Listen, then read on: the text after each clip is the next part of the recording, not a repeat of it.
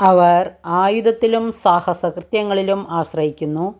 നമുക്കെതിരെ വരുന്ന ശത്രുക്കളെയും ലോകം മുഴുവനെ തന്നെയും അങ്കുലീചലനം കൊണ്ട് തറ പറ്റിക്കാൻ കഴിവുള്ള സർവശക്തനായ ദൈവത്തിലാണ് നമ്മുടെ പ്രത്യാശ. ഇത് 2 മക്കബായർ 8 അധ്യായം 18 തിരുവചനം. മറ്റുള്ളവർ തങ്ങൾക്ക് അവശേഷിച്ചിരുന്ന വസ്തുവകൾ വിറ്റ് യുദ്ധത്തിന് മുൻപ് തന്നെ തങ്ങളെ വിറ്റുകഴിഞ്ഞ അധർമ്മിയായ നിക്കാറിനോറിൽ നിന്ന് രക്ഷിക്കണമേ എന്ന് അവർ കർത്താവിനോട് പ്രാർത്ഥിച്ചു.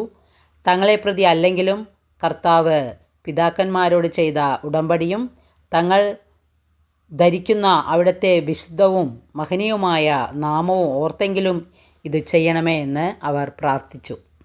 സർവശക്തനായ ദൈവത്തിലാണ് നമ്മുടെ പ്രത്യാശ. ഈ പ്രത്യാശ വെച്ചുകൊണ്ട് സർവശക്തനായ ദൈവം നമ്മളെ അനുഗ്രഹിക്കട്ടെ. വചനം ഇഷ്ടപ്പെട്ടെങ്കിൽ ലൈക്ക് ചെയ്യണേ. Okay, thank you, by.